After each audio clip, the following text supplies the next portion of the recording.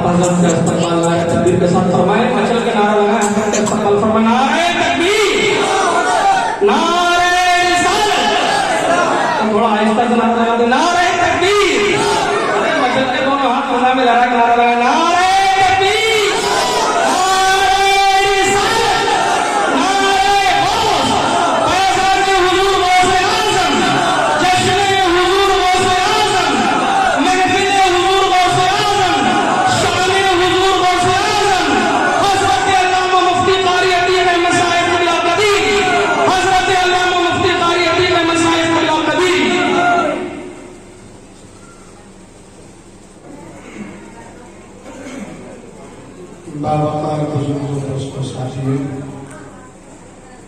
السلام علیکم ورحمۃ اللہ وبرکاتہ.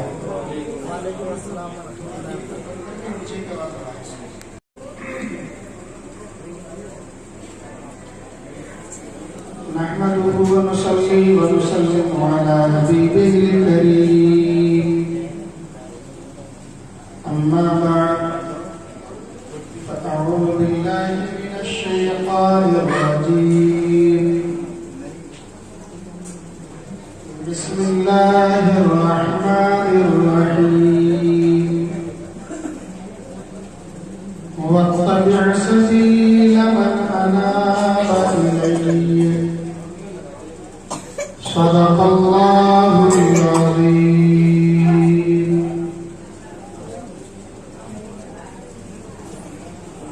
کوئی ہے شمع کا عاشق، کوئی گل کا فدائی ہے، مگر میرے محمد پر فدا ساری خدائی ہے. حضور آ جائیے محفل میں، تشنا دید بیٹھے ہیں. حضور آ جائیے محفل میں، تشنا دید بیٹھے ہیں. بڑے ارمان سے ہم نے آپ کی محفل سجائی ہے. کروں جو ذکر نبی تو زبان خوشبو دے، جہاں وہ ذکر نبی وہ مکان خوشبو دے. نصیب ہو جو پسینہ شہر دو عالم کا، تو ایک فرد نہیں خاندان خوشبو دے. بکھیر دے جو فضاؤں میں اپنی زلفوں کو، زمین جھوم اٹھے آسمان خوشبو دے.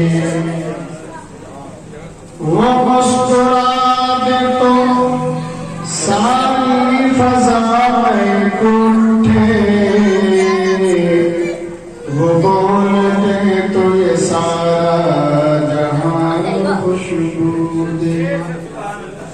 اپنی آواز بلند درود پاک اللہم صلی علی سیدنا و مولانا محمد بیدری کل شیء وعلا بجمالک واسم یا رسول اللہ. محفل میلاد مصطفیٰ ہے. حضور غوث اعظم کی 11ویں کے نام سے جو 11ویں مشہور ہے وہ در حقیقت میلاد مصطفیٰ ہے. حضور غوث اعظم محبوب سبحانی قطب ربانی شہباز لامکانی میرا محی الدین عبد القادر جیلانی رضی اللہ تعالیٰ عنہ 11 تاریخ کو میلاد مصطفیٰ کی محفل سجاتے تھے اور لنگر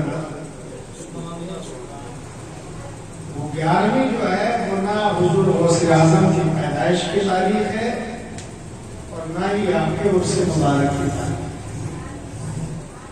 بلکہ میلاد مصطفیٰ ہے۔ ہم بھی میلاد مصطفیٰ کے اشعار سے اس محفل کو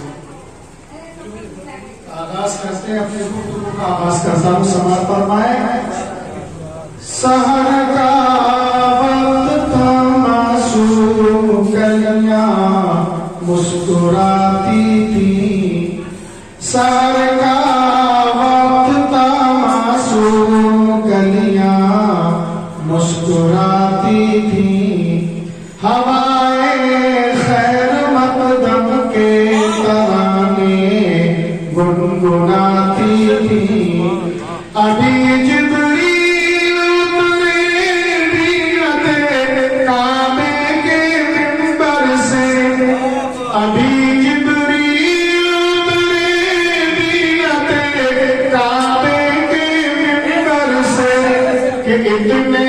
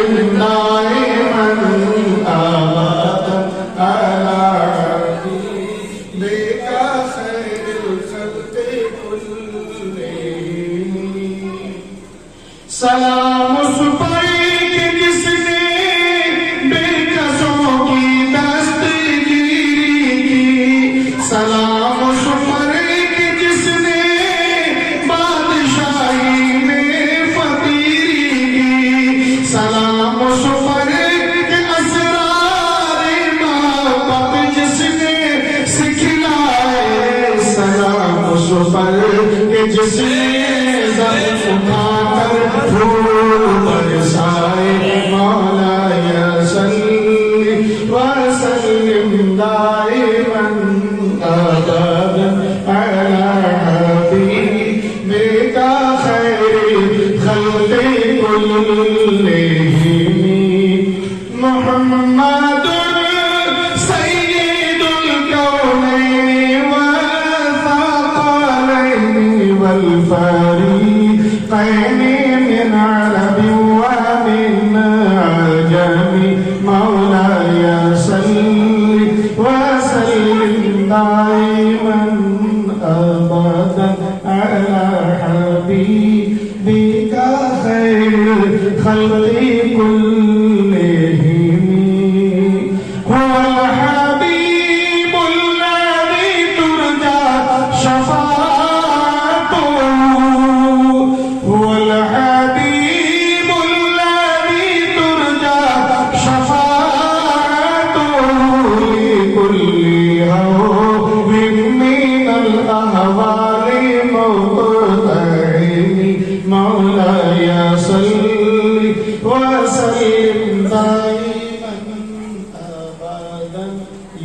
غوث اعظم کی سنت ادا کرنے کے لیے میں نے میلاد مصطفیٰ کے خالص اشعار پڑھے ہیں، اور الحمدللہ وہ اللہ کے محبوب ہیں، وہ اللہ کے محبوب ہیں۔ اور نبی اکرم صلی اللہ علیہ وسلم جب معراج میں تشریف لے جانے لگے تو جب عرش خدا کے قریب پہنچے تو خیال آیا کہ کچھ بلندی ہے زیادہ، اتنا خیال آنا تھا کہ اللہ رب العزت نے ایک نوجوان کو بھیجا جس کے کاندھے پر میرے مصطفیٰ نے قدم رکھا۔ دریافت فرمایا، خیال آیا کہ آخر کون اتنا سعادت مند ہے، کون کو آواز آئی، اے میرے محبوب یہ تیرا لڑتے جگہ نور نظر عبدالقادر ہے، تو میرا محبوب، اور میرے صدقے میں نے اس کو بھی اپنا محبوب بنایا۔ آج اس تیرا قدم اس کی گردن پر ہے، اور کل کو تمام اولیاء کی گردنوں پر اس کا قدم ہوگا۔ تبھی تو حضور غوث اعظم فرماتے تھے قدم ہذی علی رقبۃ کل ولی اللہ، میرا یہ قدم تمام اولیاء کرام کی گردنوں پر ہے، اس لیے کہ وہ محبوب خدا ہے اور یہ محبوب سبحانی ہے، اور اللہ نے ایک ذات گرامی کو اور اپنا محبوب بنایا ہے، وہ ہے محبوب الہی۔ تو دونوں محبوبوں کا دامن تھام کر محبوب خدا کی بارگاہ تک ہم پہنچتے ہیں۔ کیسے؟ محبوب سبحانی حضور غوث اعظم رضی اللہ تعالیٰ عنہ کے ذات گرامی، محبوب سبحانی، اور الحمدللہ ہمارے ہاتھوں میں ان کا دامن ہے۔ آپ کا پیر سید ہو نہ ہو، اولاد غوث اعظم سے ہو نہ ہو، اس کا پیر اولاد غوث اعظم سے ہو نہ ہو، اس کا پیر اولاد غوث اعظم سے ہو نہ ہو، لیکن کہیں نہ کہیں جا کر اولاد غوث اعظم کا دامن اس کے ہاتھ میں ہے، تو آپ قادری ہیں۔ الحمدللہ یوں سمجھیے کہ آپ کے ہاتھوں میں حضور غوث اعظم کا دامن ہے، لیکن الحمدللہ ثم الحمدللہ بڑے فخر سے کہتے ہیں کہ ہمارے ہاتھوں میں جا کے بلا وسیلہ حضور غوث اعظم کے بیٹے کا نام ہے۔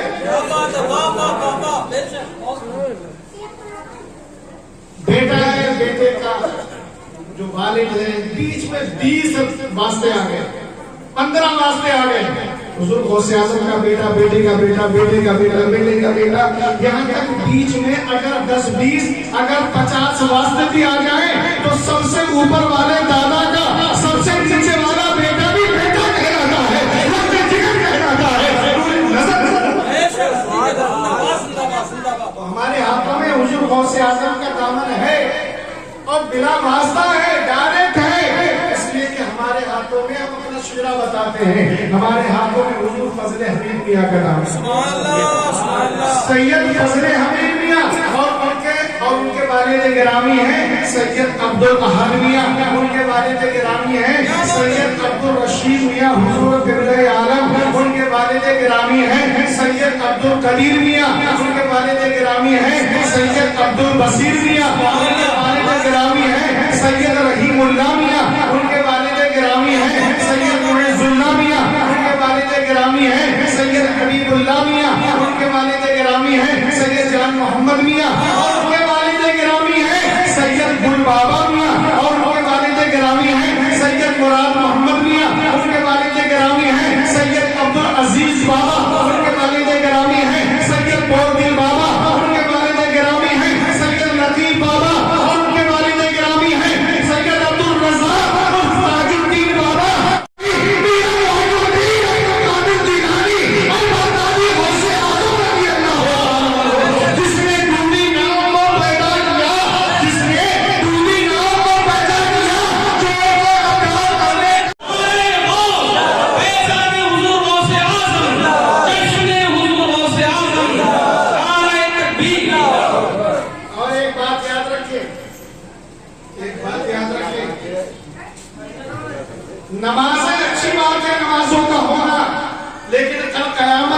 बड़े बड़े नमाजी तकते रह जाएंगे और रहे निस्बत जिनके हाथों में गौस का या गौस वालों का दामन है वो आगे नजर आएंगे। बड़े बड़े, अच्छा ये मैं नहीं कहता, वसीला और निस्बत बड़ी काम की चीज है। वसीला बड़े काम की चीज है, निस्बत बड़े काम की चीज है। नमाजें होना, इल्म होना, मुत्तकी होना, पारसा होना, आबिद होना, जाहिद होना, साले होना, सादिक होना, ये सब बड़ी सादतमंदी की चीजें हैं। ये बड़े जिगर वालों के काम हैं, लेकिन बख्शिश के लिए इतना ही काफी नहीं है। अगर बख्शिश के लिए इतना ही काफी होता तो कभी आपने शेख सादी का नाम सुना है, जिसका पूरी दुनिया के अंदर चर्चा है। 2 किताबें उसने ऐसी लिखी, किताबें तो बहुत लिखी, दुनिया का बहुत बड़ा स्कॉलर, बहुत बड़ा फलसफी, बड़ा ताबिद ज़ाहिद, बड़ा मुत्तकी परहेज़गार, उसे किस कदर नाज होगा अपनी इबादत पर, अपने इल्म पर, अपने ज़ुहद और इंतकाम पर। वो भी कहता है कि कल क़यामत के दिन जब बारगाह खुदाबंदी में पहुंचूंगा और कहूंगा मौला मेरे ईमान को, मेरे अमाल को कबूल कर ले, तो फिर नमाजों को पेश नहीं करूंगा, अपनी ज़ुहद और पारसाई को पेश नहीं करूंगा। कहता है कि खुदा के यहाँ दुआ करूंगा तो ये कि खुदाया मोहम्मद बनी फातिमा के बरकौली ईमान बनी। बेशक सुभान अल्लाह, जिंदाबाद। कल क़यामत के दिन रब से कहूंगा कि मेरा ईमान कबूल कर ले, मेरा ईमान कबूल कर ले, कि मेरे हाथ में फातिमा के लाडलों का दाम है, फातिमा के लाडलों के सदक़े में मेरा ईमान, मेरे अमाल कबूल कर ले। अच्छा, रब कबूल करे ना करे तो उसकी मर्जी है। तो कहते अगर दावत रद्दुनी मल कबूल, अगर तूने मेरी दुआ को रद्द कर दिया, कबूल नहीं किया, तो तेरी मर्जी, इसलिए कि तू मालिक मुतलक है, तू खालिक अकबर है, तेरी मर्जी है। तू कबूल करे तेरा करम है, ना कबूल करे तो तेरा इंसाफ है। तुझ पर जोर जबरदस्ती किसी की नहीं है। लेकिन शहजादी भी तुझसे ज़ुबानी ने जब आया है तो दुनिया भर में शहजादी है ऐसे खाली हाथ आके खड़ा नहीं हो गया है। अगर कहा बता रद्दुनी मल कबूल, मैं वो दस्त ज़माने आने रसूल, देख ऐसी खाली नहीं आ गया हूँ, बल्कि मुझे मेरे हाथों में फातिमा के लाडलों का दामन है, गौसे आज़म का दामन है, अब्दुल बसीर का दामन है, अब्दुल कदीर का दामन है, अब्दुल अहद का दामन है, फज़ल हमीद का दामन है। देखता हूँ कि तू मेरी औकात देखता है या फातिमा के लाडलों की साथ देखता है। आला हज़रत फरमाते हैं कि कल गौसे क़यामत की बारगाह में बख्शिश तलब करूंगा। फरमाते हैं कि तेरी सरकार में लाता है रज़ा उसको, तेरी सरकार में लाता है रज़ा उसको शफी, जो मेरा गौस है और मेरा बेटा है। अल्लाह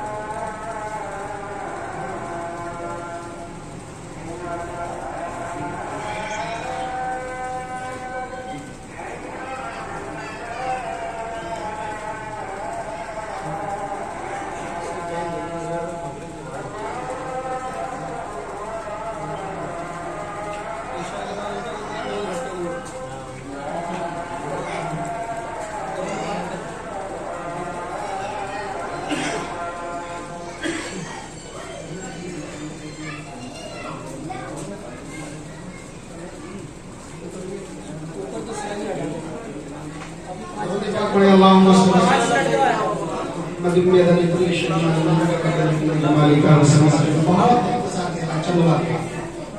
मैंने अर्ज किया कि अल्हम्दुलिल्लाह 2 महबूबों का नाम हमारे हाथों में है। एक ایک محبوب سبحانی اور ایک محبوب الہی. مطلب دونوں کا ایک ہے. حقیقت یہ ہے کہ کوئی بھی دنیا میں محبوب بنے میرے مصطفیٰ کا صدقہ ہے. حضور غوث اعظم کی مہربانی ہے. ورنہ یاد رکھیں اللہ رب العزت اسی کو ولایت عطا فرماتا ہے جس کو حضور غوث اعظم چاہتا ہے. اور جس نے حضور غوث اعظم کی بارگاہ سے اعراض کیا اللہ تعالیٰ اس کی ولایت چھین لیتا ہے. اللہ نے وہ مقام عطا فرمایا. تو محبوب الہی کو بھی جو محبوب بنایا یہ بھی صدقہ حضور غوث اعظم کا ہے. تو دو محبوب ہیں الحمدللہ. ایک محبوب الہی دیکھا ہے دربار محبوب الہی کا. محبوب الہی کا دربار دیکھا ہے دلی میں. ان کے برابر میں حضرت امیر خسرو کا مزار ہے. اتنی محبت فرماتے کہ حضرت امیر خسرو سے فرماتے ہیں کہ کل قیامت کے دن اگر رب نے مجھ سے پوچھا کہ اے نظام الدین کیا لایا ہے تو فرماتے ہیں حضرت خواجہ نظام الدین محبوب الہی رضی اللہ تعالیٰ عنہ کہ رب سے عرض کروں گا کہ مولا میرے پاس کچھ نہیں ہے سوائے امیر خسرو کو. امیر خسرو کو لے کر تیری بارگاہ میں آیا ہوں. جس مرید پر پیر کو اتنا ناز ہو وہ مرید کتنا اہتمام محتم بشان ہوگا, کتنی عظمت والا ہوگا. فرماتے ہیں اگر شریعت کا پاس نہیں ہوگا تو اپنے قبر کے برابر میں ہی جگہ دے گا. یعنی ایک ہی قبر نکلواتا کہ جس میں مجھے بھی قبر کیا جاتا اور امیر خسرو کو دفن کیا جاتا. بے شک سبحان اللہ. محبت فرماتے تھے حضرت خواجہ نظام الدین اولیاء محبوب الہی رضی اللہ تعالیٰ عنہ سے. آپ پانی پر جانے لگے. پانی پر بڑی مشہور جگہ ہے, دیکھی ہوگی بہت سارے آپ نے. ہریانہ میں یو پی سے بالکل ملا ہوا ہے. کیرانہ کے بعد میں بہت قریب پڑتا ہے. وہاں پر ہمارے سلسلے کے بزرگ ہیں سید حافظ شمس الدین پانی پتی جو حضور شاہ محمد شیخیہ رضی اللہ تعالیٰ عنہ کے پیروں میں ہیں, جو حضور صابر پاک کے اکلوتے خلیفہ ہیں.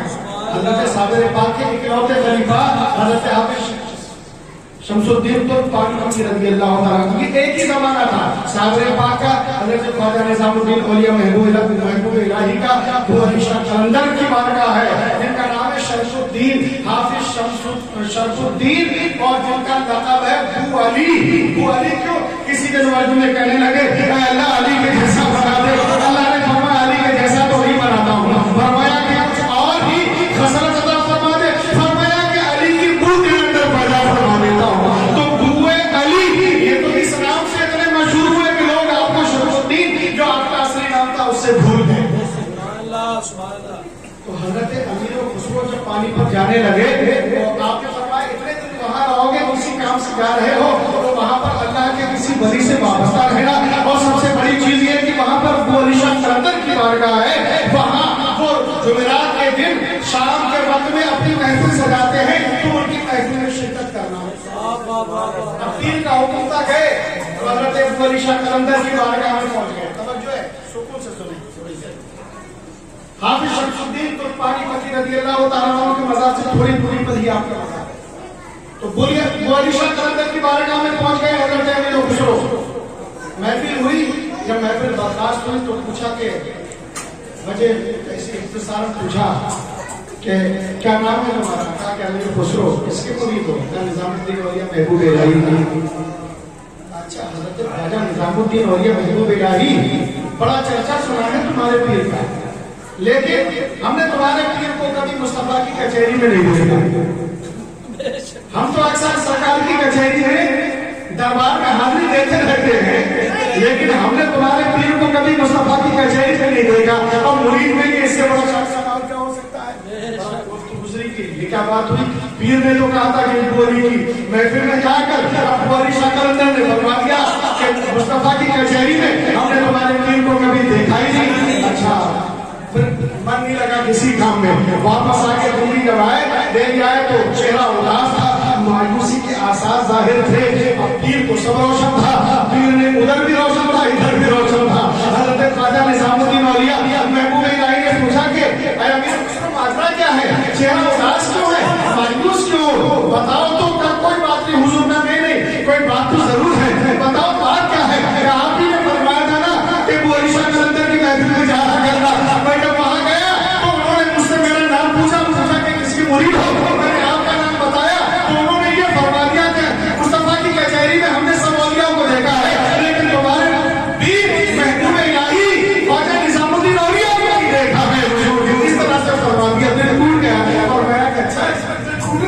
بات ہے. اب دوبارہ جاؤ اور جب وہ یہ کہیں کہ ہم نے تمہارے پیر کو مصطفیٰ کی کچہری میں نہیں دیکھا ہے تو ایسا کرنا کہ ان سے یہ کہنا کہ تم مجھے خود فرمایا کہ اب کیا حضور مجھے پہنچا دیں آپ وہاں پر, میں اپنے پیر کو تلاش کر لوں گا. اچھا قریب بلایا اور آنکھیں بند کی. اللہ اکبر. الٹی ہی چال چلتے ہیں دیوان بنانے, آنکھوں کو بند کرتے ہیں دیدار کے لیے. جیسے ہی آنکھیں بند کی تو نبو علی شاہ قلندر ہے, نبو علی شاہ قلندر کا دربار ہے, بلکہ میرے مصطفیٰ کا دربار سجا ہوا ہے. دوڑائی تو بڑے بڑے اولیاء کرام وہاں پر موجود ہیں, بڑے بڑے اولیاء کرام اقطاب زمانہ ابدال زمانہ وہاں پر موجود ہیں, مگر نظام الدین اولیاء نظر نہیں آئے. بڑا دن گزرا, تمام اولیاء تو ہیں, اللہ والے ہیں, سب کا دیدار ہو رہا ہے. میرے آقا تشریف لائے, حضور صلی اللہ علیہ وسلم تشریف لائے. فرمایا میرا خسرو کسے تلاش کرتا ہے؟ کہا حضور آپ جانتے ہیں میں اپنے پیر نظام الدین اولیاء محبوب الہی کو ڈھونڈ رہا ہوں. فرمایا کہ ایک کچہری سے اوپر اور ہے, وہاں یہاں نکلا تو وہاں چلا جا. اب وہاں جب گئے تو وہاں پر بھی بڑے بڑے اولیاء کرام موجود ہیں. بڑا تلاشا, بسیار تلاش کے باوجود بھی اپنا پیر نظر نہیں آیا. پھر کھڑے ہو گئے اداس ہو کر. حضور نے پھر پوچھا, وہاں بھی اللہ کے رسول تشریف لائے. فرمایا کہ امیر خسرو کیا تلاش کرتا ہے؟ کہا حضور اپنے پیر کو تلاش کرتا ہوں. کہا اس کے اوپر ایک اور کچہری ہے, وہاں چلا جا. وہاں گئے تو وہاں بھی بڑے بڑے اولیاء کرام ہیں. یہ بات کی میرے 7 کچہری لگی ہوئی تھی. جب سب سے اوپری آخری منزل پر پہنچے تو وہاں دیکھا کہ مصطفیٰ تشریف فرما ہے, اولیاء کرام تشریف فرما ہے. وہاں بھی نظر نہیں آئے. یا رسول اللہ مجھے اپنے پیر نظام الدین تو یہاں بھی نظر نہیں آئے. فرمایا کہ ذرا میرے پیچھے تو دیکھ. جب پیچھے دیکھا تو ایک بزرگ اپنے چہرے پر پردہ ڈالے بیٹھے تھے. میرے آقا اشارہ کرتے ہیں اب تو رخ سے پردہ ہٹا دو. جب پردہ ہٹایا تو یہ کوئی اور نہیں تھا بلکہ حضرت خواجہ نظام الدین اولیاء محبوب الہی رضی اللہ تعالیٰ عنہ تھے. وہیں پر رقص کرنے لگے, جھومنے لگے اور اسی وقت کہا تھا نمیدانم چه منزل بود شب جا ایک منبودم. نمیدانم چه منزل بود شب جا ایک منبودم.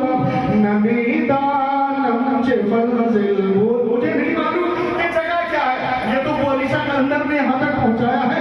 یہ کہاں پر ہے, کس جگہ پر ہے, مجھے نہیں معلوم. اتنا معلوم تھا کہ جتنے بھی تھے وہ میرے مصطفیٰ کا دیدار کر رہے تھے اور سڑک رہے تھے, مچل رہے تھے. اس لیے کسی دیوانے نے کہا ہے کہ محبت میں, خاموشی میں محبت اور بھی سنگین ہوتی ہے. تڑپتا دل, تڑپنے سے ذرا تسکین ہوتی ہے. تڑپ رہے میرے مصطفیٰ کا دیدار کر کے. اب امیر خسرو تو رقص کر رہے ہیں. حضرت ابو علی شاہ قلندر رضی اللہ تعالیٰ عنہ کی بارگاہ سے پہنچے اور اپنے جب پیر کا دیدار کیا اور رقص کرنا جیسے کہ آپ نے شروع کیا تو حضرت ابو علی شاہ قلندر نے اپنا ہاتھ پکا لیا. تو دیکھتے کیا ہے, سامنے ابو علی شاہ قلندر ہے اور ابو علی شاہ قلندر کا دربار ہے. محفل برخاست ہوئی, وہاں سے مسکراتے ہوئے اٹھے اور سیدھے دہلی کی طرف چلے اور یہ کہتے ہوئے چلے نمیدانم چه منزل بود شب جائے کہ منبودم. نمیدانم چه منزل بود شب جائے کہ منبودم.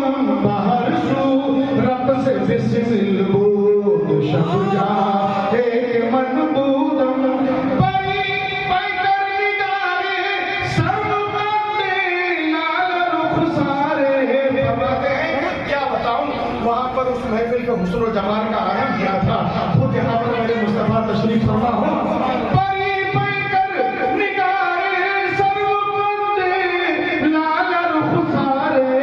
سراپا آفت دل بود, سراپا آفت دل بود شب جا ایک منبود. فرماتے ہیں کہ خدا خود میر مجلس بود اندر لامکا خسرو.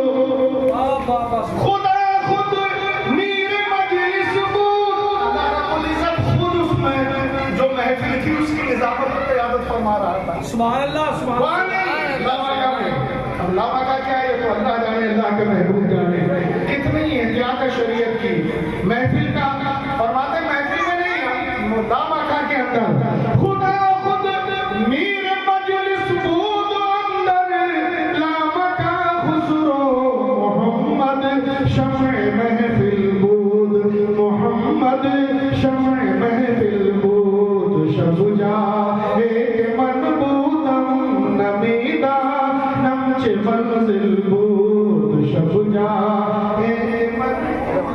یہ وہ حضرت ابو علی شاہ قلندر. اچھا بات کیا تھی؟ بات یہ تھی کہ امیر خسرو کو یہ بتا نہیں سکتے تھے نظام الدین کہ میرا درجہ کیا ہے، میرا مرتبہ کیا ہے. لہٰذا اپنے رتبے کی پہچان کرانے کے لیے کس کے پاس میں بھیجا؟ ابو علی شاہ قلندر کی بارگاہ میں کہ میں اپنا مقام صحیح طریقے سے نہیں بتا سکتا ہوں. اگر میرا مقام جاننا ہے، میرا مرتبہ جاننا ہے تو اے امیر خسرو تجھے ابو علی شاہ قلندر کی بارگاہ میں جانا پڑے گا. بے شک یہ کہہ کے آگ لگا دی کہ میں نے تیرے پیر کو مصطفیٰ کی کچہری میں نہیں دیکھا. اور جب دیکھا بھی تو شان و شوکت کے ساتھ میں دیکھا. فرماتے ہیں نبی دانن سے منزل بود سمجھائے کہ منزل. یہ ابو علی شاہ قلندر اللہ بڑا عظیم مرتبہ ہے. جائیے بڑا لطف آتا ہے وہاں پر. جو مزارات ہے وہاں پر بہت سارے تالے وغیرہ بھی لگے ہوئے ہیں. طرح طرح کے لوگ منتیں مانتے ہیں حضرت ابو علی شاہ قلندر. میں بہت دیر بیٹھ کر کئی مزار ہیں میں سب میں بیٹھ کر میں نے کافی دیر الحمدللہ واقعہ پڑھی ہے. اور ابو علی شاہ قلندر کی بارگاہ میں گیا تو دل پر عجیب سی ایک کیفیت طاری ہوئی. میں بتا نہیں سکتا ہوں. وہ بارگاہ آپ کی ایک شان ہوئی کہ اگر کوئی مدینہ شریف سے آتا تو بڑا آپ اس کا احترام کرتے تھے. اس کے ہاتھوں کو چومتے، پاؤں چومتے، سینہ لگاتے، پیشانی چومتے. آپ کا ایک مرید تھا یار کوئی بھی جاتا ہے مدینہ شریف سے آتا ہے اتنا خیال کرتے ہیں، اتنا احترام کرتے ہیں، کاش مجھے بھی مدینہ کی حاضری ہو جائے. تو یہ تو غیر میں اتنا پیار کرتے ہیں، میں تو ان کا اپنا صحیح تھا. مرید میرا کتنا خیال کریں گے بس کسی تمنا میں کہ پیر جب میں واپس آؤں گا تو پیر خوش کتنا ہوں گے. اجازت مانگی کہ حضور مدینہ شریف جانا چاہتا ہوں. فرمایا ابھی نہیں جا سکتے ہو. اچھا ان کی عادت تھی 2-4 دن گزرتے پھر آگے پوچھتے حضور کیا مدینہ شریف چلا جاؤ؟ آپ منع فرما دیتے. بہت مرتبہ جب پوچھا تو ایک دن کہہ دیا کہ ہاں مدینہ شریف جاؤ لیکن مدینہ کی ہر چیز کا خیال رکھنا. مسجد نبوی میں نفل پڑھنا اچھی بات ہے، ریاض الجنہ میں نفل پڑھنا اچھی بات ہے، گنبد خضرا کا طواف کرنا اور اس کے نظارے کرنا یہ اچھی بات ہے. گنبد خضرا کو چاروں طرف سے گھوم گھوم کے مڑ مڑ کے دیکھنا یہ بڑے نصیبے کی بات ہے. لیکن وہاں پر ہر چیز کا احترام کرنا، یہاں تک کہ وہاں کے کتوں تک کا احترام کرنا. کسی کو تکلیف مت پہنچانا. کہا جی حضور میں کسی چیز کو تکلیف نہیں پہنچاؤں گا.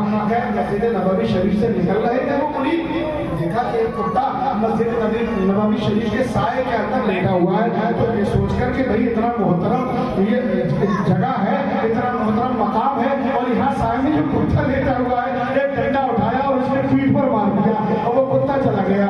اچھا اس کے بعد میں جب آپ واپس آئے سلام عرض کیا السلام علیکم تو حضرت ابو علی شاہ قلندر نے چہرہ پھیر لیا. ادھر آ کے کھڑے ہو گئے تو ادھر آ کے سلام کیا. جدھر چہرہ کر رہے ہیں ادھر سلام کر رہے ہیں. لیکن آپ نے سلام حضور غلطی کیا ہو گئی ہے، گستاخی کیا ہو گئی ہے؟ فرمایا تھا جب تو گیا تھا میں نے کہا تھا نا کہ وہاں کے کتوں تک کو تکلیف مت پہنچانا.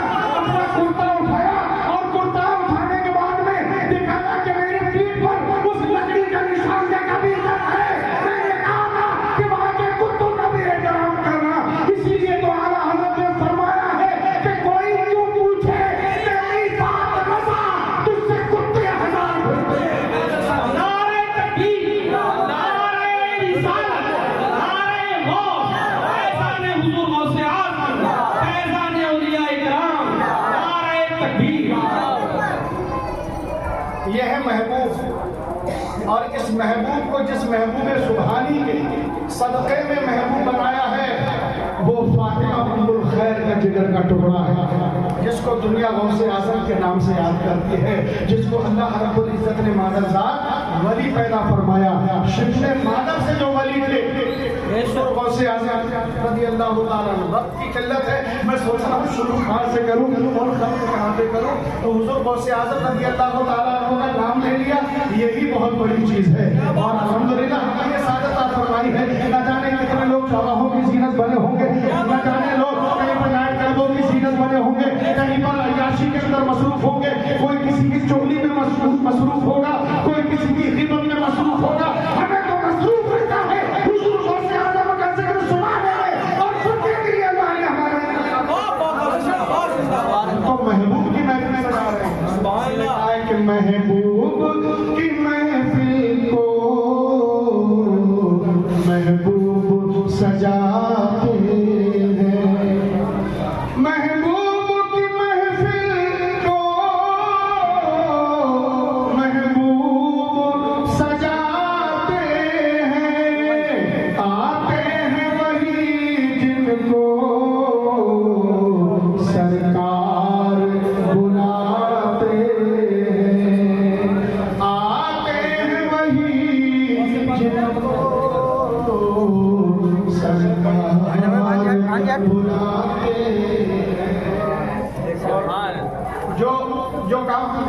कि हुजूर गौसे आजम का ही काम आगे है, अपने गुलामों को हिदायत दे दिए, वो ये काम आगे बढ़ाते रहो। ये तकरीर करना मालूम है आपको किसका महबूब तरीन शुरू था? हुजूर गौसे आजम। सबसे पसंदीदा काम था तकरीर करना, और तकरीर करना आपको बिल्कुल नहीं आती थी, करते ही नहीं थे। 25 साल तक बगदाद के मदरसा निजामिया की मसरत पर बैठकर आपने दर्स हदीस, दर्स तफसीर दिया है, लेकिन तकरीर नहीं फरमाते थे। लोग इसरार करते थे बहुत ज्यादा, मुरीद, खलीफा, अवाम कि हुजूर तकरीर फरमाया करें। फरमाते थे कि बगदाद में इतने शानदार बोलने वाले, काबिल तरीन अरबी में तकरीरें करने वाले खतीब मौजूद हैं, मैं फारसी लिसान हूँ, यानी मेरी ज़बान फारसी है, अब मैं तकरीर करूँगा, लोगों को कहाँ पसंद आएगी। एक दिन रात ख्वाब में लेटे हुए थे, सोए हुए थे कि अल्लाह के नबी सल्लल्लाहु अलैहि वसल्लम तशरीफ लाए और फरमाया कि अब्दुल कादिर बेटा तकरीर किया करो। का हुजूर तकरीर करना मुझे कहाँ आती है, बगदाद में इतने शानदार खतीब मुकर्रर है, कहना मुँह तो खोल। जब मुँह खोला तो मेरे मुस्तफा ने 7 मरतबा अपना लुआबे नहीं डाला और फरमाया कि अब तकरीर किया कर। कहा हुजूर अब तकरीर किया करूँगा। थोड़ी देर गुजरी थी कि हजरत अली तशरीफ ले आए, फरमाया कि ऐ अब्दुल कादिर बेटा तकरीर क्यों नहीं करता है, तकरीर किया कर। कहा हुजूर तकरीर करना आती कहाँ है, फरमाया कि अपना मुँह तो खोल। जब मुँह खोला तो 6 मरतबा लुआबे नहीं डाला। कहा हुजूर मेरे आका ने 7 मरतबा, आपने 6 मरतबा। फरमाया कि हुजूर की बराबरी कौन कर सकता है, अदब में भी बराबरी ना हो जाए। कितना अदब और एहतराम था। आका ने फरमाया था ऐ अली तू दुनिया और आखिरत में मेरा भाई है। क्या फरमाया? ऐ अली दुनिया और आखिरत में मेरा भाई है, दुनिया और आखिरत में भाई फरमाया। लेकिन कुर्बान जाइए हजरत अली पर कभी भाई कहकर नहीं पुकारा मुस्तफा को। ये दो बंदियों को सोचना चाहिए, ये वहाबियों को सोचना चाहिए कि कभी भी भाई कहकर नहीं पुकारा। पुकारा है तो या रसूल अल्लाह कहकर पुकारा है, या हबीब अल्लाह कहकर पुकारा है, या नबी अल्लाह। अब तकरीर फरमाना शुरू किया, एक छोटी सी जगह पे, छोटी पड़ गई बगदाद की जामा मस्जिद में, वो भी छोटी पड़ गई, ईदगाह में पहुंच गए, वो भी छोटी पड़ गई। 70 लाख की महफिल में हुजूर गौसे आजम तकरीर फरमाते थे, और जैसे आगे बैठने वाला सुनता था, पीछे बैठने वाला भी वैसे ही आपकी तकरीर को सुनता था। इस लाउड स्पीकर वगैरह का सहारा नहीं लिया जाता था। ये आलम था आपकी तकरीर का, और कई 100 उलमा और बड़े बड़े दानिशवर लोग कागज और कलम लेकर बैठकर आपकी तकरीर को हर्फ बहर्फ लिखते जाते थे। ये शान थी हुजूर गौसे आजम की।